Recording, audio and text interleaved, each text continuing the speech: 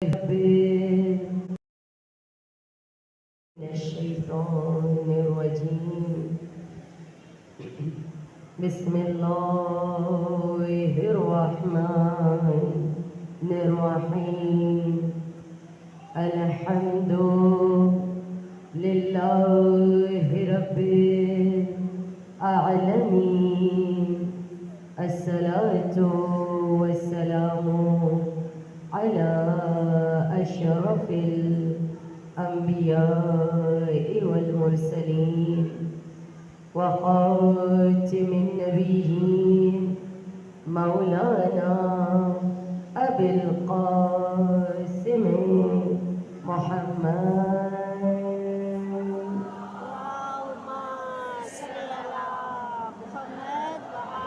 وعلى أهل بيته الطيبين الطاهرين المعصومين المظلومين ولعنة الله على أعدائهم أجمعين من يومنا هذا إلى قيام يوم الدين.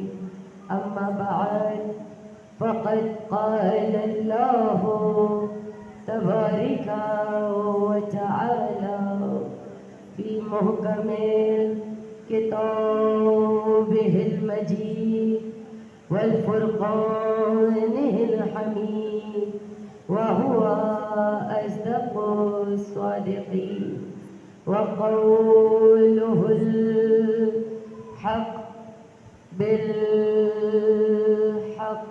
صلوات اللهم صل على محمد وآل محمد. بسم الله الرحمن الرحيم. رب اشرح لي صدري ويسر لي أمري واحلل عقدة من لساني يفقه قولي. صلوات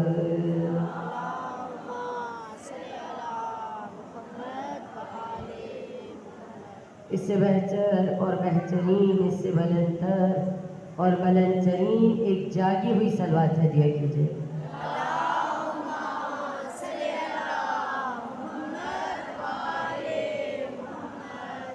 تمام تعریفیں اور تمام حمد و ستائش اس بہترین پروردگار عالم کے لیے، اس مالک کل کے لیے، اس خالق عظیم کے لیے کہ جس کی توفیق کے سبب ایک بار پھر میں اور آپ اس فرش ہدایت پر، اس فرش نعمت پر، اس فرش برکت پر آ کر بیٹھے ہیں.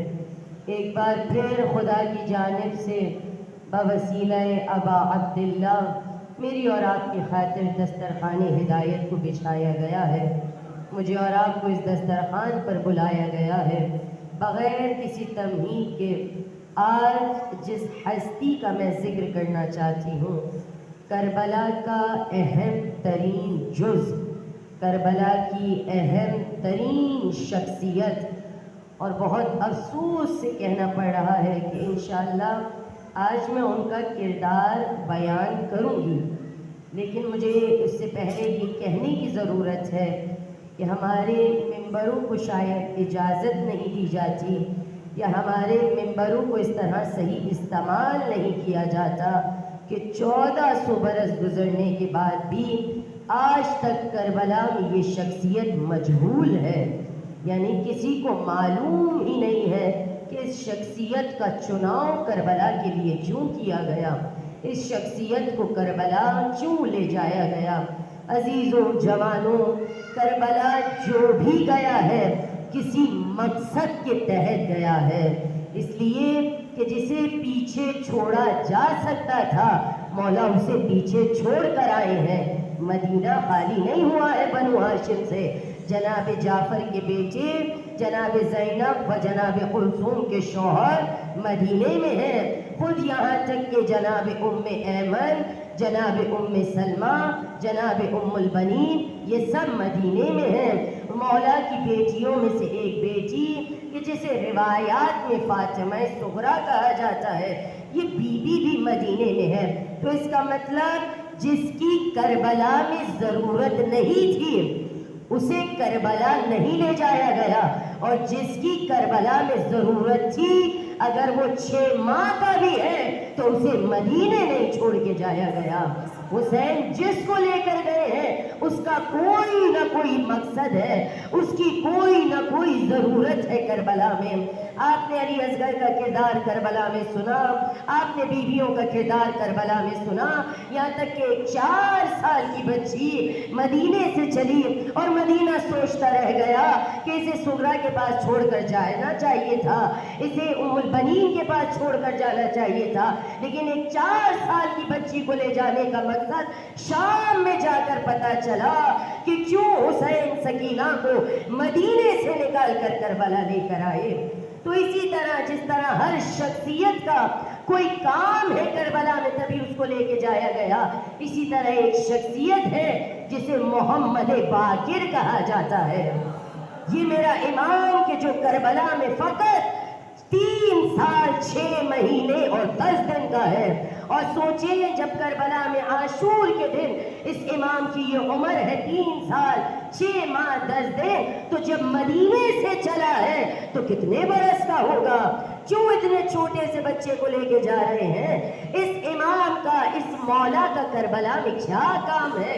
اس نے کیا کرنا ہے؟ اس لیے کہ اگر ہم ظاہری نگاہوں سے دیکھیں تو شہادت مقصود نہیں ہے، مولا نے نہ جنگ کی ہے نہ شہید ہوئے ہیں، پھر کیوں علی اصغر کو اس لیے لے کے گئے کیونکہ شہادت مقصود تھی، باقر کو کیوں لے کر جا رہے ہیں؟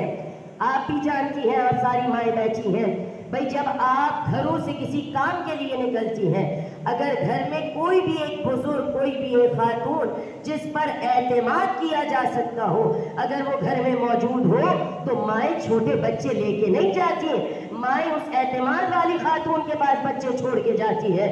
تو کیوں محمد باقر کو اٹھا کے لے گئے؟ کیا کردار ہے کربلا میں محمد باقر کا؟ بس عزیزان محترم آج میں نے وہ کردار بیان کرنا ہے، کیوں محمد باقر کو کربلا لے جایا گیا۔ لیکن اس سے پہلے کہ وہ کردار بیان کروں پہلے جانو محمد باقر کیا ہے، محمد باقر کس کمال کا نام ہے، محمد باقر کس منزل کا نام ہے، محمد باقر کس عروج امامت کا نام ہے۔ یہ وہ امام ہے کہ جس کے گرد امامت کا پہرا ہے۔ ہر امام میں سے اس امام کو ایک عجیب مایہ ناز فضائل حاصل ہے۔ کیا فضائل حاصل ہے؟ کہ یہ وہ میرا مولا ہے جو دوسرے امام کا نواسا ہے، تیسرے امام کا پوتا ہے، چوتھے امام کا بیٹا ہے، خود 5واں امام ہے، 6ٹھے امام کا بابا ہے، 7ویں امام کا دادا ہے۔ اور نہ صرف خود محمد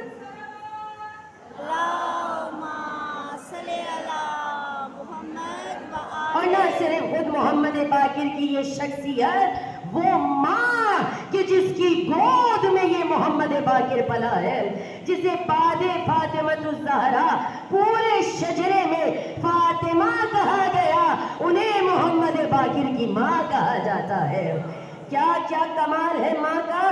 امام حسن کی بیٹی ہے، امام حسین کی بھتیجی ہے، امام حسین کی بہو بھی ہے، چوتھے امام کی زوجہ ہے، 5ویں امام کی ماں ہے، 6ٹھے امام کی دادی ہے، جو چاروں طرف سے امامت کے سائے میں گھری ہو اسے فاطمہ بنت حسن کہا جاتا ہے، اسی حسن کی بیٹی کہا جاتا ہے۔ کیا کمال ہے اس بی بی کا۔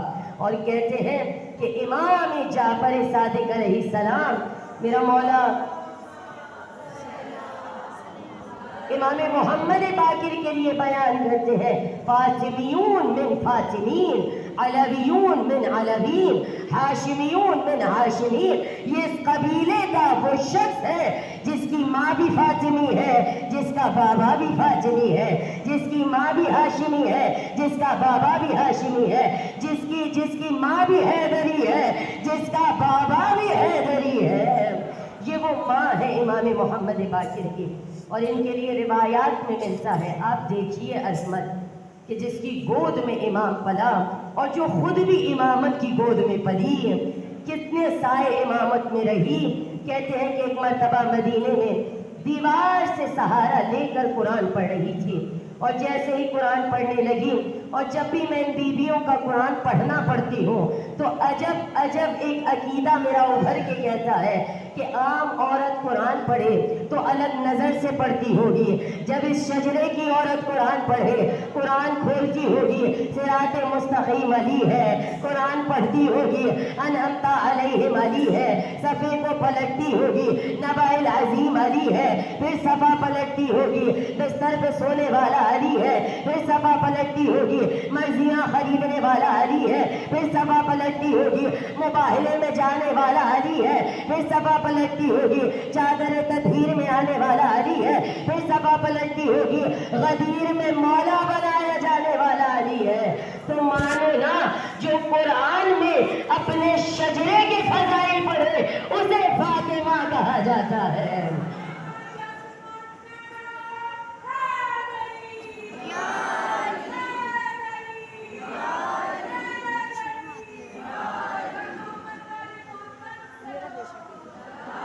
بات سمجھ میں آ رہی ہے نا؟ مشکل تو نہیں ہو رہی. یہ ذات محمد باقر ہے اور یہ ان کی والدہ کا کردار ہے کہ جیسے ہی قرآن پڑھتے پڑھتے محسوس کیا کہ دیوار گرنے لگی ہے، پلٹی دیوار کی طرف اور اشارہ کیا لا بحق مصطفیٰ، مصطفیٰ کی قسم. سارے مدینے نے دیکھا گرتی ہوئی دیوار رک گئی. تو مانو نا یہ فضیلت اسی شجرے کی عورتوں کو حاصل ہے. کسی کے لیے دیوار پھٹ جاتی ہے، کسی کے لیے دیوار رک جاتی ہے. کیا مقام ہے.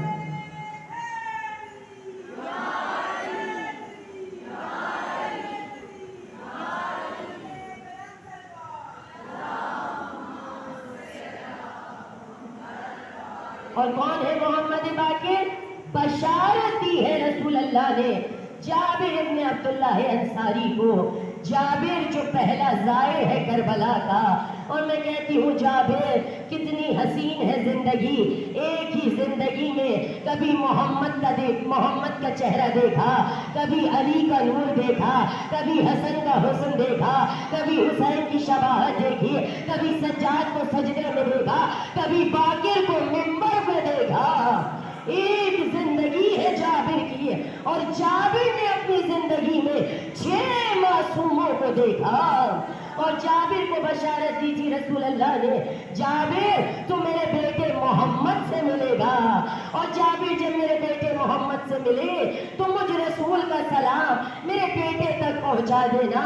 میں کہوں گی جابر ان آنکھوں نے سب سے پہلے حسین کی قبر کی زیارت کرنی تھی.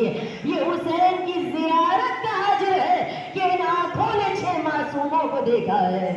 ان زندگی نے 6 معصوموں کو پایا ہے. اور کہتے ہیں جب سے جابر کو رسول نے بتایا ہے کہ جابر تو میرے بیٹے سے ملے گا، جابر کی زندگی شب و روز انتظار میں کٹ رہی ہے. انتظار زبان سے نہیں کیا جاتا، انتظار عمل سے کیا جاتا ہے. جابر کو انتظار تھا محمد باقر کا. کہتے ہیں جابر جہاں کہیں بھی جاتا تھا 2 جملے جابر کی زبان پہ رہتے تھے. ایک جملہ تھا یا معاشر الانصار اتبعوا اولادکم علی حب علی ابن ابی طالب. یہ جابر بن عبداللہ انصاری جو جید صحابی ہے رسول اللہ کے، وہ مدینے کی گلیوں میں کہتے ہوئے پھرتے تھے کہ اے مہاجر و انصار اپنی اولاد کو علی کی محبت میں سوار ہو، اپنی اولاد کو علی کی محبت کی تربیت دو. اور یہاں تک روایات میں ملا کہ جابر اس جملے تک رکتے نہیں تھے بلکہ آگے کہتے تھے کہ اور اگر تمہارے بچے علی کی محبت سے جی چرائے تو ان کے ماں کے کردار کے بارے میں سوچو. اور مدینے والوں کو یہ جملہ بہت برا لگتا تھا. آسان جملہ تو نہیں ہے، ہلکا جملہ تو نہیں ہے، بڑا جملہ ہے اور نکل بھی جید صحابی کی زبان سے رہا ہے. تو ایک مرتبہ لوگوں نے جابر کو کھڑے کر کے پوچھا جابر صحابی ہو تو کچھ بھی کہو گے، تم کتنا بڑا جملہ کہتے ہو کہ اگر ہمارے بچے علی کی محبت سے جی چرائے تو ہم اپنی بیویوں کے کردار کے بارے میں سوچیں. جابر نے خدا کا نبی کہتا ہے، یہ وہی کہتا ہے جو وہی جس کے اوپر آتی ہے۔ کا کیا کہا کرتے تھے؟ کا تمہیں نہیں یاد؟ رسول مجمع لگا کے کہتے تھے کہ شام کے وقت فلاں چوٹی پہ چڑھ جایا کرو، اپنے بچوں کو لے کے چوٹی پہ جایا کرو۔ اور اس چوٹی پہ کیوں جانا ہے؟ اس لیے کہ شام کے وقت میرا علی اس چوٹی کی سامنے والی گلی سے گزرتا ہے، اور اپنے بچوں کو علی کا چہرہ دکھا کے پوچھا کرو یہ شخص تمہیں کیسا لگتا ہے۔ اور اگر بچے مسکرائے، دل میں ٹھنڈک محسوس کرے اور دل ٹھنڈا کرتے ہوئے کہے یہ شخص ہمیں بہت اچھا لگتا ہے، تو جا کر بیویوں کا شکریہ ادا کیا کرو۔ لیکن خدا نخواستہ اگر بچوں کا چہرہ بگڑ جائے اور بچے کہیں یہ شخص ہمیں بالکل اچھا نہیں لگتا، تو جا کر بیویوں کو طلاق دے دیا کرو، اس لیے کہ علی کی محبت ماں کی شرافت کا نتیجہ ہوتی ہے، ماں کی طہارت کا نتیجہ ہوتی ہے۔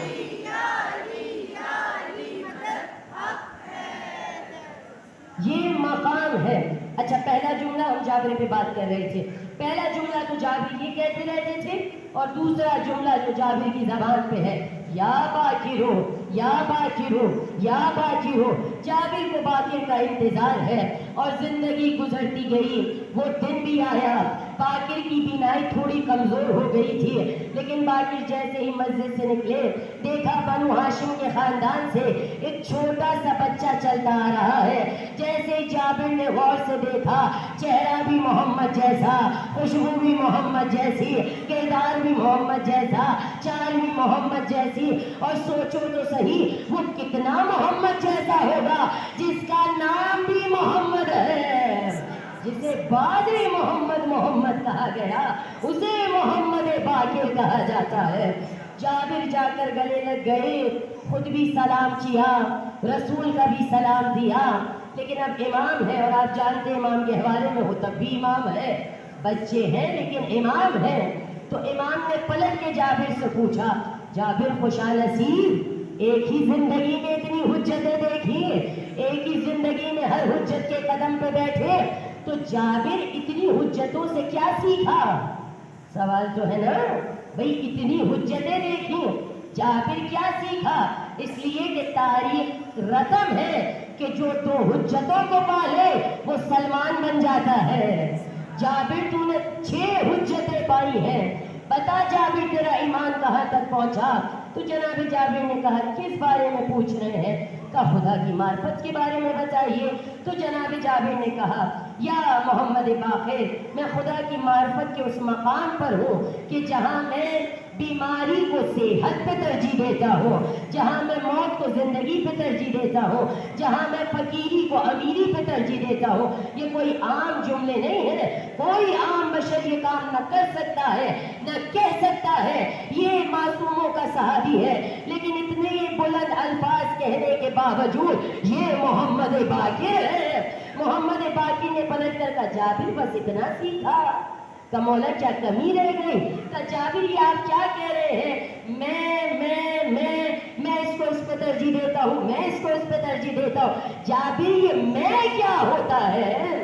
کہ مولا آپ سکھائیے۔ کہ جابر سنو ہم سے معرفت خدا، ہم نہ موت کو زندگی پہ ترجیح دیتے ہیں، نہ زندگی کو موت پہ ترجیح دیتے ہیں۔ خدا چاہتا ہے تو جیتے ہیں، خدا چاہتا ہے تو مر جاتے ہیں۔ نہ ہم فقیری کو غریبی پہ ترجیح دیتے ہیں، نہ غریبی کو نہ امیری کو غریبی پہ ترجیح دیتے ہیں، نہ ہم صحت کو بیماری پہ ترجیح دیتے ہیں، نہ بیماری کو صحت پہ ترجیح دیتے ہیں۔ جابر ہم ہوتے کون ہیں؟ ہم تو وہی چاہتے ہیں جو خدا چاہتا ہے۔ یہ معرفت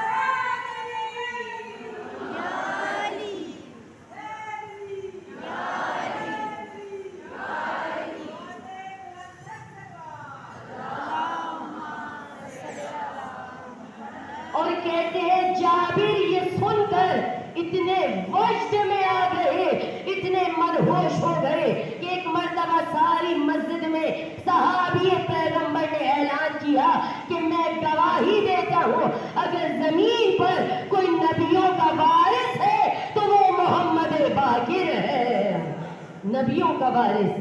اور جب سارے مجمع نے سنا، کوئی عام عالم یا عالمہ نہیں کہہ رہی، جید صحابی کہہ رہا ہے، صحابی کا بڑا مقام ہے، اگر صحابی ہو کبابی نہ ہو، صحابی ہو تو بڑا مقام ہے۔ کہتے ہیں جیسے ہی صحابی کے یہ جملے سنے وہیں پر ابو بصیر بیٹھے تھے۔ اگر آپ نے کبھی ابو بصیر کا نام سنا ہو، چھٹے امام کے شاگردوں میں سے ہے۔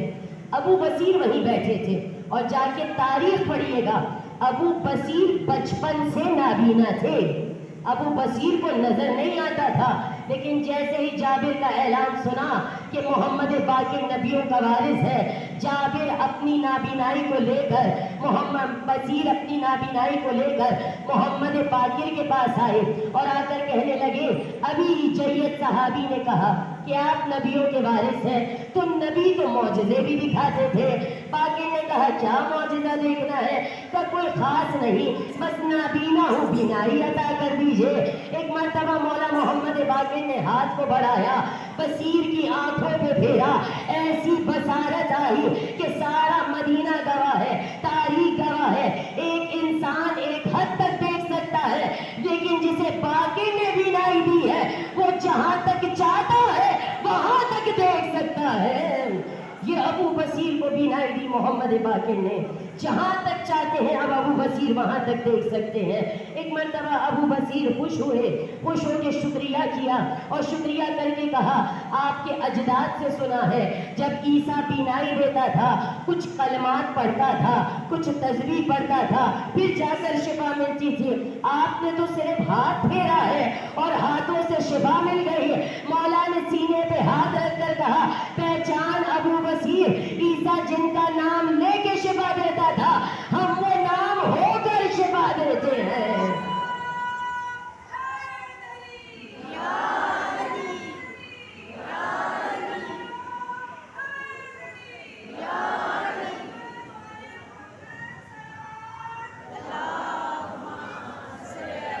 تو میں بہت جلدی سے گزر رہی ہوں، کئی مطالب ہیں جو میں نے آج کی مجلس میں آپ کے گوش گزار کرنے ہیں، لیکن آپ جانتے ہیں ہر دور میں ایک حسین ہوتا ہے، ہر دور میں ایک یزید ہوتا ہے، تو یہ اپنے دور کا حسین ہے نا محمد باقر، تو اسی دور کا کوئی یزید بھی ہوگا۔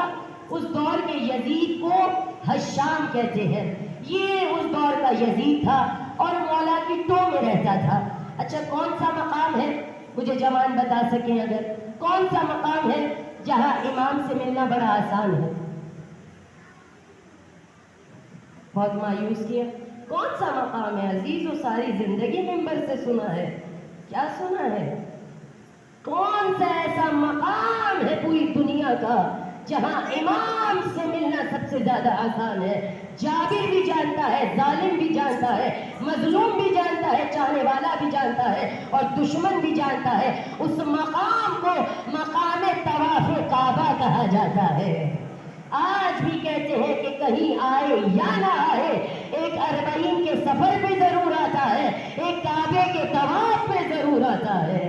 امام سے یہ جگہ کبھی خالی نہیں رہتی، یہ وہ مقام ہے۔ اس وقت کے ظالم بھی جانتے تھے، یاد رکھیے گا آپ جوان، کوئی ایسا نہ کوئی دوسری آئے اور آگے پوچھ لے اور آپ پھر ہم پہ ہمیں شرمندہ کروا دیں کہ ہمارے پاس ممبر تھا۔ تو یہ جانتے تھے، کون جانتے تھے؟ یہ اس دور کے ظالم جانتے تھے کہ بھائی سب سے زیادہ آسان ہے ان سے کعبے کے طواف کے وقت ملنا۔ تو یہ حشام بھی مولا کی ٹو میں رہتا تھا، کہیں نہ مل سکا، کعبے میں آ گیا، اور جب آیا حج والے دن تو ایک مرتبہ سارے طواف کر رہے تھے، لیکن طواف کرتے کرتے اسے یاد آیا کہ اس وقت چھیڑنا آسان نہیں ہے، اس لیے کہ یہی جگہ تھی، یہی مقام تھا، بس محمد باقر نہیں تھا، باقر کا بابا سید سجاد تھا، اور اسی مقام پر اس نے ذلت اٹھائی ہے۔ سید سجاد کے ہاتھوں میں نے بارہا پڑھا بھی ہے آپ کے درمیان کہ جب حشام 10,000 کا لشکر لے کر آیا کہ میں نے حجر اسود کو بوسہ دینا ہے، اور 10,000 کا لشکر اس نے لگایا کہ میرے لیے راستہ بناؤ، میں حجر اسود کو بوسہ دوں، میرا دل کہتا ہے حجر اسود بھی دور سے لعنتیں بھیج رہا تھا، ایک حاجی بھی ٹس سے مس نہیں ہوا، 10,000 کا لشکر تھک گیا، جا کے سارے کونے میں بیٹھ گئے۔ اسی اسنا میں کیا دیکھا؟ ہوائیں بدلی، فضا بدلی، خرابہ خرابہ، حسین کا بیٹا چل کر آیا، اور ایسے چل کر آ رہا تھا کہ محسوس ہو رہا تھا کہ سجاد کعبے کے قریب نہیں جا رہے، کعبہ سجاد ہم سے ایک حاجی ادھر ادھر نہیں ہوا، لیکن یہ آتا جا رہا ہے، رستہ بنتا جا رہا ہے، یہ آتا جا رہا ہے، لوگ چھٹتے جا رہے ہیں، اور میرے مولا نے بڑے آرام سے حجر اسود کا بوسہ لیا، یا یوں کہو کہ حجر اسود نے سجاد کا بوسہ لیا، اور اس کے بعد اس کے 10,000 لشکر نے اس سے پوچھا یہ کون ہے؟ ہمیں کسی نے جگہ نہیں دی، اسے سب نے بڑھ بڑھ کے جگہ دی۔ جانتا تھا یہ کون ہے، لیکن حسد میں کہا، جلن میں کہا، بغض میں کہا مجھے نہیں پتا یہ کون ہے۔ اسی کا شاعر کھڑا تھا، کھڑے ہو کر وجد میں آ کے کہتا ہے تجھے نہیں پتا یہ کون ہے؟ کعبہ جانتا ہے یہ کون ہے، مکہ جانتا ہے یہ کون ہے، مدینہ جانتا ہے یہ کون ہے، چاند جانتا ہے یہ کون ہے، سورج جانتا ہے یہ کون ہے، زمین حرم جانتی ہے یہ کون ہے۔ اور یہ تو ان کا ضرب ہے کہ چل کر کعبے کے پاس آ گئے، یہ وہ ہے کہ اگر یہ نہ آتے تو کعبہ چل کر ان کی زیارت کو چلا جاتا۔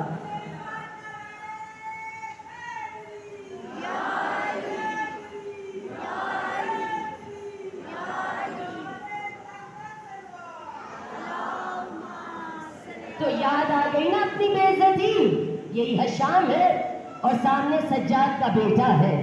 تو ایک مرتبہ جیسے ہی ذلت یاد آئی پیچھے ہٹ گیا، کہنے لگا یہ مقام صحیح نہیں ہے۔ اب جیسے ہی حج ختم ہوا تو محمد باقر کے کان میں کہہ کر گیا کہ آئیے گا کبھی دربار۔ انہیں دربار بلانے کا بہت شوق تھا، آئیے گا کبھی شام۔ مولا نے کوئی جواب نہیں دیا۔ کچھ عرصہ گزرا، اس نے زبردستی محمد باقر کو دربار بلایا، اور جب دربار بلایا میرا مولا اکیلے نہیں آیا، امام جعفر صادق بہت چھوٹے تھے اس وقت، لے کر آئے دربار، مولا کے ساتھ آئے۔ اور اب دربار میں کیا کیا جائے؟ کوئی سوال کیا جائے؟ ابھی تک چونکہ یہ لوگ جانتے ہیں کہ کوئی سوال دنیا میں ایسا پیدا نہیں ہوا جس کا جواب علی اور علی کے بیٹے نہ دے سکے۔ اب یہ کیوں بلاتے تھے دربار؟ میرے جوانوں کیوں بلاتے تھے؟ اس لیے کہ یہ دربار اس لیے بلاتے تھے کہ عرب میں ہنسنے کا، ہنس کر مذاق اڑانے کی روایت تھی۔ ہاں، کسی کا ہنس کے مذاق اڑانا شیوہ علی نہیں ہے، شیوہ بنو امیہ ہے۔ کہتے ہیں کہ یہ اماموں کو بلاتے اس لیے تھے کہ کوئی کام ایسا کیا جائے کہ زور زور سے ان کی شخصیت پہ ہنسا جائے، زور زور سے ان پہ ٹھٹے لگائے جائیں، تاکہ سارا دربار ان کا مل کے مذاق اڑائے۔ لیکن یہ بھول جاتے تھے وَمَكَرُوا وَمَكَرَ اللَّهُ وَاللَّهُ خَيْرُ الْمَاكِرِينَ۔ ایک چال تم چلتے ہو، ایک چال اللہ چلتا ہے، اللہ کی چال غالب آنے والی ہے۔ کہتے ہیں جیسے اس نے دربار بلایا تو اب دربار بلا کر کیا کرے؟ علم کا سوال تو نہیں کر سکتا، تو اس کے کسی سپاہی نے اس سے کہا کہ آج تک ہم نے ایک کام ہے جو علی اور علی کی اولاد کو کرتے نہیں دیکھا۔ تو اس کا چہرہ فوراً سے روشن ہوا کہ کون سا کام ہے جو علی اور علی کے بیٹوں نے نہ کیا ہو؟ کہ ساری زندگی ہم نے دیکھا علی اور علی کے بیٹے نے تیر کمان نہیں چلایا، تلوار تو چلائی ہے لیکن علی اور علی کے بیٹے نے تیر کمان نہیں چلایا۔ اور یہ عرب کا بڑا ہنر ہے تیر کمان چلانا۔ کہا آج چلواؤ ان سے تیر کمان، اس لیے کہ تیر کمان کے لیے سالوں کی مہارت، سالوں کی تربیت حاصل کرنے کی ضرورت ہے۔ جنہیں ہم نے کبھی تیر کمان چلاتے ہی نہیں دیکھا، ان کا تیر کمان سے چھوٹ جائے گا، اور جیسے ہی تیر کمان سے چھوٹے گا سارے مل کر باقر پہ ہنسنے لگیں گے، باقر کی شخصیت کو نیچا کر دیں گے، باقر کا مذاق اڑائیں گے۔ بس دربار سجایا گیا، بڑے بڑے تیر اندازوں کو بلایا گیا، تیر کمان دربار میں چلنا شروع ہوئے۔ ایک طرف تیر کمان والا کھڑا ہوتا تھا، دور نشانے کا پوائنٹ لگا ہوتا تھا اور تیر کمان کو چلایا جاتا تھا۔ سب کے تیر نشانے پہ لگتے رہے، یہاں تک کہ محمد باقر کی باری آئی۔ فوراً اس نے کہا کہ محمد باقر ذرا ایک تیر کمان آپ بھی چلائیے۔ مولا نے اسے بہت سمجھایا، میں بزرگ ہو گیا ہوں، میرا تیر کمان سے کیا لینا دینا، لیکن اس نے بہت اصرار کیا ایک تو چلا کے دکھائیے۔ کہتے ہیں بس جیسے ہی ید اللہ کے بیٹے نے تیر کمان کو جوڑا اور تیر کمان سے نکلا، پہلے جتنے تیر لگے تھے سارے تیروں کو چیرتا ہوا جا کر نشانے پہ لگا، سارے ہش ہش کرنے لگے۔ ہشام نے کہا تکا لگا ہے، اتفاقاً لگا ہے، دوسرا تیر چلائیے۔ مولا نے دوسرا چلایا، وہ پہلے کو چیرتا ہوا گیا۔ مولا نے تیسرا چلایا، وہ دوسرے کو چیرتا ہوا گیا۔ 9 تیر محمد باقر نے چلائے، اور جب 9 تیر چلا لیے تو وہی تیر کمان اٹھایا، اپنے بیٹے جعفر صادق کو دیا، کہا آپ تیر کمان چلائیے۔ اور جیسے ہی جعفر صادق نے تیر چلائے، وہ تیر بابا کے تیروں کو چیرتا ہوا جا جا کے نشانے پہ لگا۔ سارے اپنی کرسیوں سے کھڑے ہوئے، کس نے سکھایا، کس نے بتایا، کس نے سکھایا؟ محمد باقر نے کہا اب بھی تمہیں نہیں پتا چلا، ہم سیکھنے نہیں آتے، سکھانے آتے ہیں، ہمارا استاد پروردگار ہے۔ کوئی کام دنیا میں ایسا پیدا نہیں ہوا۔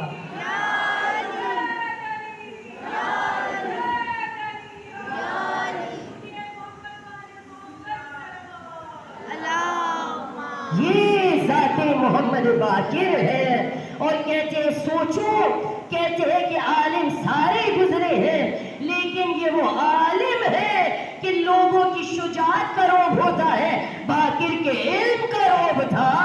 اور علم کا روب دنیا نے ایسا دیکھا کہ جب بھی کوئی بڑا اور کوئی ایویں ہی لوگ نہیں آتے تھے سوال پوچھنے، جو اپنے آپ میں فقیہ ہوتا تھا، جو اپنے آپ میں عالم ہوتا تھا، وہ محمد باقر سے درس لینے آتا تھا۔ لیکن روایت ملتی ہے کہ بڑے سے بڑا فقیہ جب محمد باقر کے سامنے آتا تھا سوال بھول جاتا تھا، کیا سوال لے کر آیا ہے بھول جاتا تھا، اتنا روب تھا علم کا۔ اور مولا مسکرا کر کہتا تھا پریشان نہ ہو، سوال بھی میں بتاؤں گا، جواب بھی میں بتاؤں گا۔ یہ ذات محمد باقر ہے۔ اب آ جائیں اسی موڑ پر۔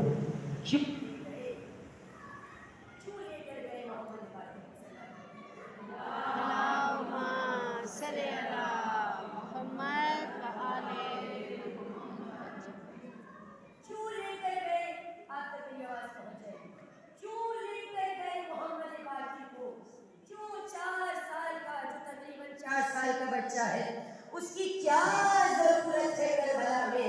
اب سنیے گا، 2 کام ہیں جو کربلا میں محمد باقر سے لیے گئے، 2 کام۔ ایک کام جو شام غریبہ محمد باقر سے لیا گیا، جس کی وجہ سے خاص محمد باقر کو کربلا میں لے جایا گیا، یہاں تک کہ اگر محمد باقر شام غریبہ کربلا کی زمین پر نہ ہوتے تو آج زمین باقی نہ ہوتی۔ اور دوسری وجہ شام کے دربار کے لیے، شام کے دربار میں ایک کام لینا تھا حسین نے محمد باقر سے، اور وہ کام کیا تھا سنیے گا، بس آپ کی میں زحمت تمام کروں گی کہ جب شام کے دربار میں سارے آ گئے تو اب شام کے دربار میں سب سے پہلا خطبہ کس نے دیا؟ جناب زینب نے دیا۔